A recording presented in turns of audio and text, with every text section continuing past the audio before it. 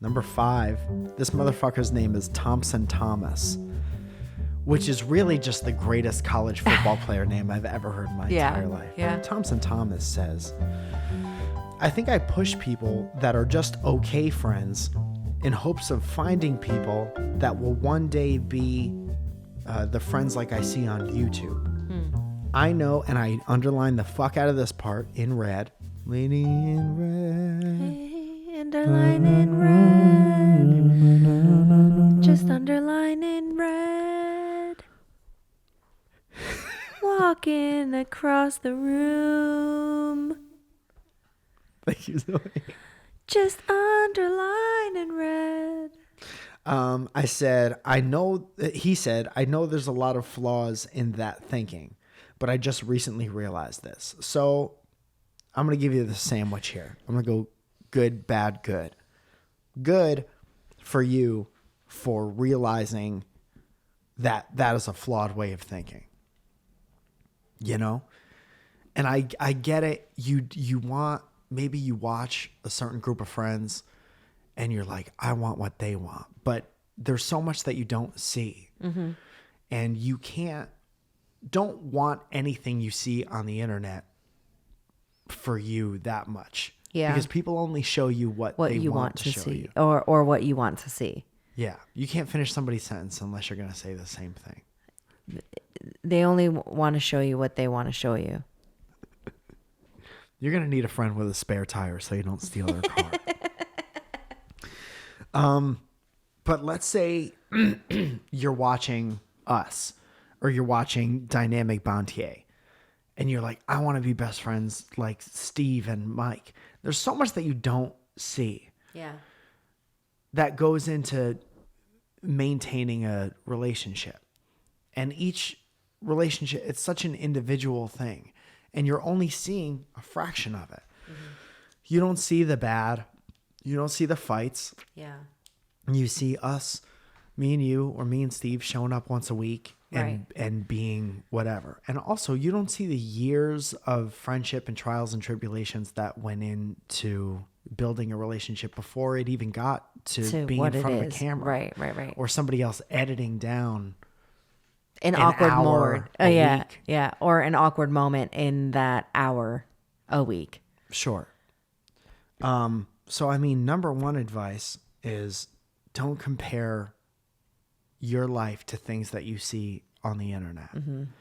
But good for you for realizing that, because there's probably a lot of people who feel this way that don't even realize that they're comparing what they want and what they have to, you know, the perception of something on the internet. Okay. Yeah. Do you have anything to say? No, I like where you're going with this. Also know the difference between a friend, a good friend, and an acquaintance and a good acquaintance. Mm-hmm. And this is only something I've learned recently. I'm 35. Wonderful years young. And I realize that I have a lot of people in my life that I like very much and that like me, but I can't necessarily depend on them. And it's not a negative thing. Mm-mm. You know, that just is what it is. Mm-hmm. You can't be good friends with everyone you see. You can't, and this is good on you for recognizing that you can't push someone who's just an okay friend or a good acquaintance into best friendmanship because you want a certain relationship that you think other people have. Mm-hmm.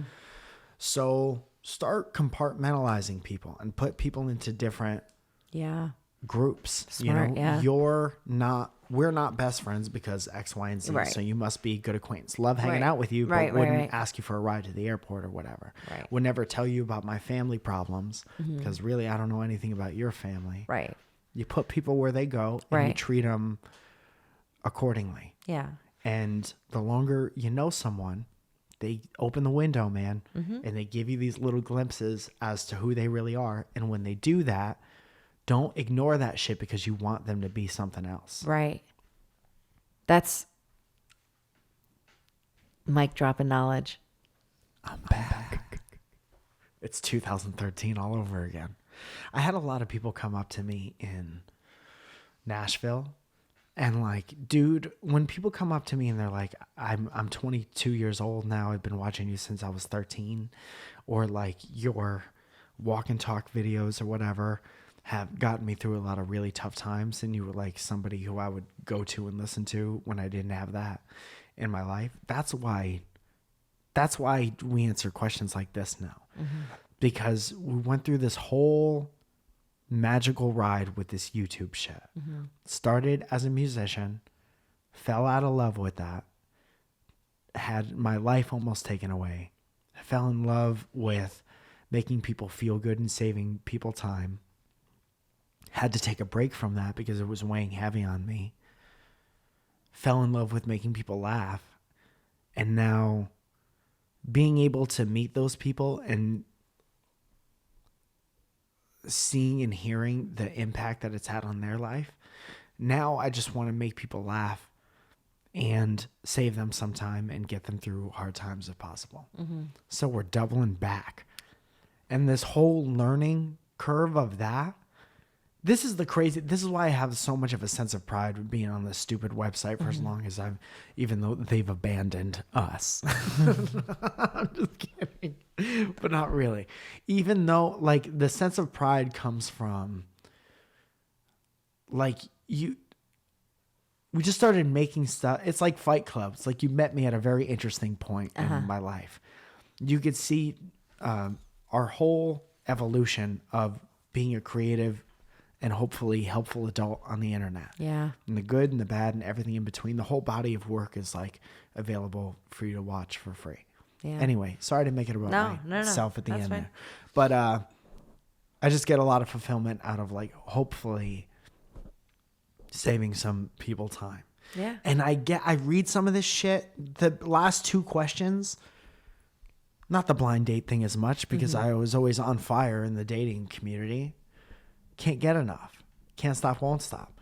But these other questions about like giving too much of yourself and like wanting people in your life to be more than what they actually are. It's like, I've been through that. And if I could save you a couple, shitty text messages or bad days, I absolutely will do my best. Yeah. I think you're doing a great job. Thank you. I think you're a great job too. You're a great job. You did a great job.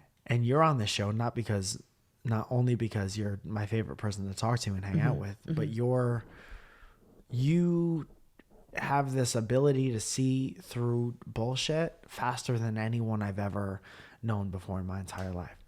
So your input is very valuable. That's kind of very, very fun for me. There's been recently there was a situation where, Mike does this thing and I love you so much. And I love that you want to always give people like the benefit of the doubt. Yeah. Dude, you tee up when I fuck up so elegantly.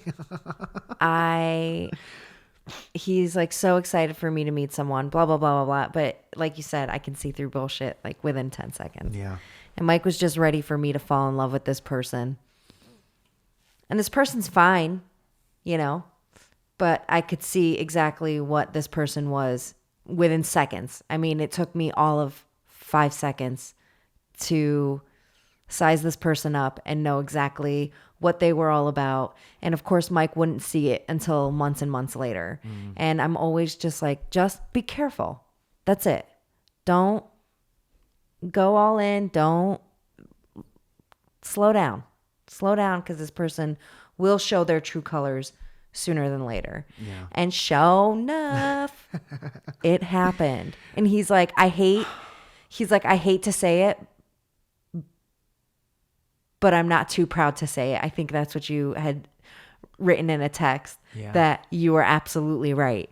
Well, you're always absolutely right. And I think the reason why I do that is because I know myself that if I'm going through a weird time,